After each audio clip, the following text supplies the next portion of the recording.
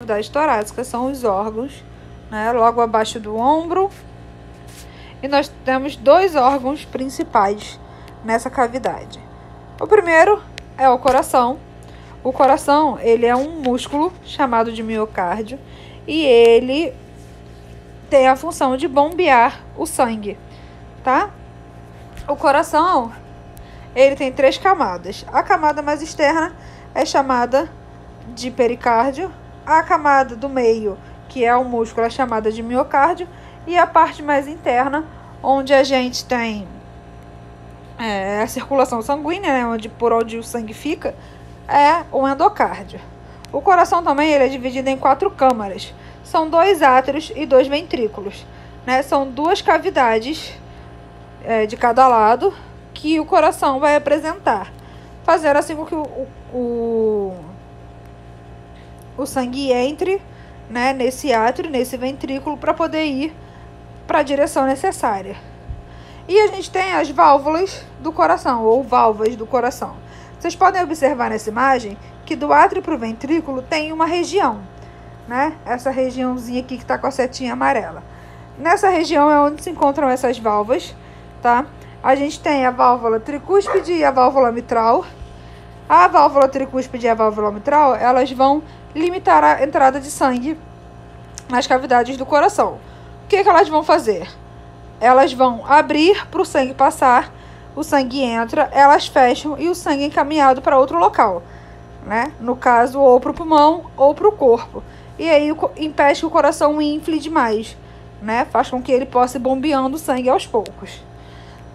Todo órgão ele vai ser coberto por uma membrana.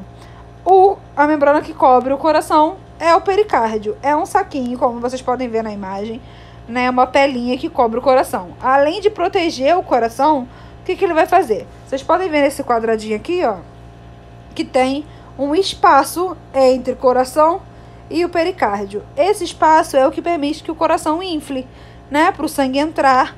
Então vai permitir que ele bombeie. Às vezes a gente pode ter acúmulo de líquido, de sangue, pus, enfim, nessa região do pericárdio.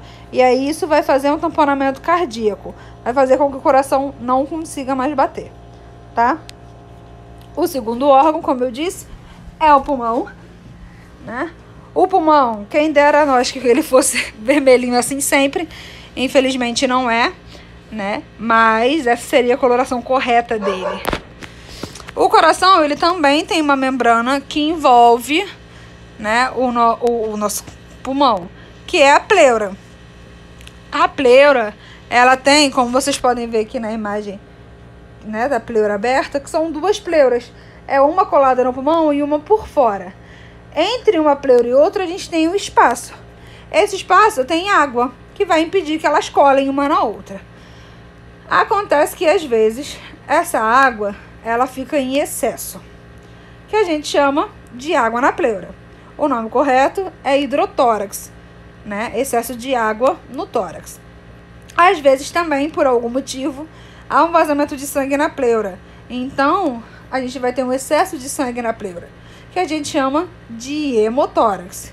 E às vezes, o líquido da pleura ele é contaminado por algum micro-organismo, que a gente chama de pneumotórax, porque vai ter uma infecção na pleura, tá? O pulmão, ele é dividido em lobos, em regiões. Vocês podem ver que o lado direito tem mais lobo que o lado esquerdo. Por quê? O nosso coração, ele é localizado aqui nessa região do meio, que é chamada de mediastino. Mas ele é maior do lado esquerdo, tá? Então ocupa uma região do pulmão que deveria ser, né, um lobo. Por isso, o lado esquerdo só tem 2 lobos, superior e inferior. O lado direito tem 3, superior, médio e inferior, tá? Laringe e faringe. Qual é a diferença de laringe para faringe? A faringe, ela é o canal mais comprido das duas. A faringe, ela começa na boca e no nariz e ela só vai terminar lá no esôfago. A faringe, ela vai permitir a respiração e a alimentação. E ela está na parte de trás do pescoço. A laringe, por sua vez, ela começa na faringe, tá? Ela vai ter aqui na região da nossa garganta, ela vai ter uma entrada, né? A faringe vai ter uma abertura para a entrada da faringe, para aparecer a faringe ali. E aí, entre faringe e laringe, a gente tem uma membrana, que é chamada de epiglote. A epiglote impede que entre alimento no aparelho respiratório, né? E faz com que o ar também vá direto para lá. O que ela faz? Ela é uma membrana, como se fosse uma pelezinha, que fecha a faringe para o ar passar. Fecha a laringe para a comida passar. E fica nessa para a gente não engasgar, né? Para a comida não ir para o lugar errado. Às vezes acontece da comida ir para o lugar errado, né? E a gente começa a tossir, fica engasgado, começa a tossir para expelir essa comida. A laringe está na parte da frente do pescoço e ela termina na traqueia. E aí aqui a gente tem a imagem da traqueia. Vocês conseguem ver que a traqueia ela é composta por vários anéis, né? São anéis cartilaginosos que vão compor todo o nosso sistema respiratório. A traqueia, ela vai se dividir em 2 brônquios, que a gente chama de brônquio principal. Esses brônquios principais, eles são direito e esquerdo, vai um para cada pulmão, né? Só que não acaba aqui. A gente tem o que a gente chama de árvore brônquica, que começa na traqueia. Então, a traqueia se divide em 2 brônquios principais, que vão para o lado direito e esquerdo. Os brônquios principais, eles também vão se dividir.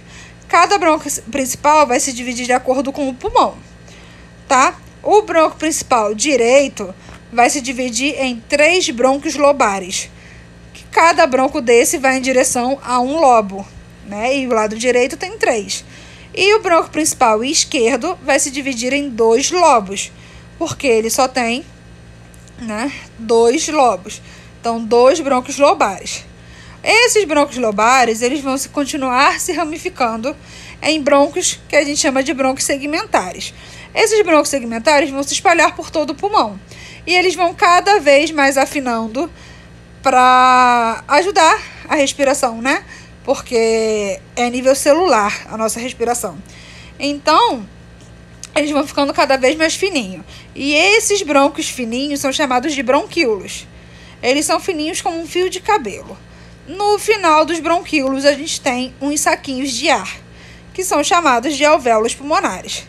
Aqui a gente consegue ver, ó, a imagem aumentada desses alvéolos pulmonares. Os alvéolos pulmonares é onde vai acontecer a troca gasosa.